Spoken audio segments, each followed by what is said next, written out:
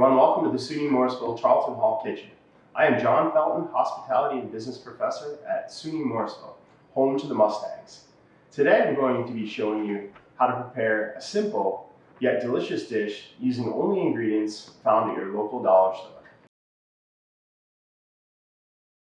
So you can see right here, these are the chicken breasts that I purchased from the Dollar General. These chicken breasts have been thawed. The first thing that you see is the flour. I put a cup of flour in the bowl, and I added a little salt, a little pepper, just for flavor. The next thing you see is 3 eggs that I whisked together, and this is all part of the standard breading procedure, which is flour, eggs, breadcrumbs. When we come to the breadcrumbs, I've actually taken some of the parsley flakes, I've taken some of the onion powder, and I've taken some of the garlic powder, and a little bit of the Parmesan, and I've included that in the breading. So now I'm at the point where I'm going to bread the chicken. One of the things you want to think about when you bread the chicken is, one of the first things they teach you in culinary school is dry hand, wet hand. So you'll take, for this instance, this will be my dry hand. I will use my dry hand for the flour, and then I will use my dry hand from the flour to put it in the eggs, and then I will use my wet hand to pull the chicken out of the eggs, put it back into the breadcrumbs, and then I will use my dry hand to cover the chicken with breadcrumbs. So then theoretically, your dry hand stays dry and your wet hand stays wet, and it's just a cleaner way to work so you don't end up with all of the breading all over your fingers. Sometimes it happens anyways, but just do your best. Again, this is my dry hand, and I'm just gonna coat it so I get plenty of flour on the chicken breast. I'm gonna kind of pat it off a little bit, and then I'm gonna add it into the eggs. I'm gonna use my wet hand. I'm gonna take the chicken from the eggs. I'm gonna make sure I get a nice coating on there, but not too much. I'm gonna let some of that come off. And then I'm going to take my wet hand and put it into the breadcrumbs. I'm going to use my dry hand, and I'm going to make sure the chicken is well coated. And then I'm going to put the chicken on a oiled sheet pan. You can really use whatever you prefer, whatever you have in the house, whether it's olive oil or vegetable oil.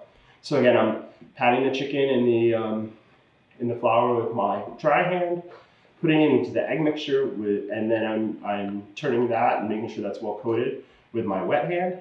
I'm taking my wet hand and putting the chicken into the breadcrumbs, and then again, all I'm doing is just making sure these are nice and coated. That mixture will give you a nice crispy crust to your chicken. All right, our golden brown chicken is out of the oven after about 15 minutes of cooking, and now what we're going to do is we're going to coat the chicken and make the Parmesan bake. We're going to add a ladle of the sauce.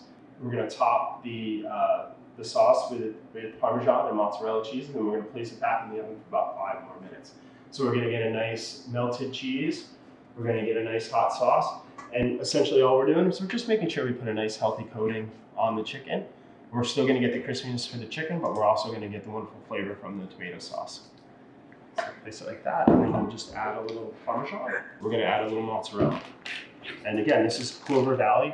This is purchased right at your local Dollar General. So get a nice healthy amount of mozzarella cheese on that. Put together really quickly for family or friends.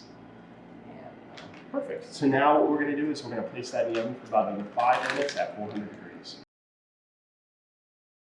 All right, our chicken Parmesan has come out of the oven after 5 minutes. We have wonderful melted cheese, and the sauce is now heated up, and we still have a crispy chicken. And all we're going to do is take a piece and add it to the plate that we've already prepared.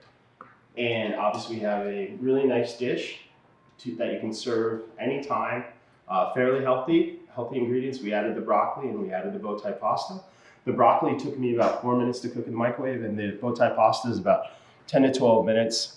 Just make sure you salt the water for the best effect. So this is the chicken Parmesan bake. Enjoy.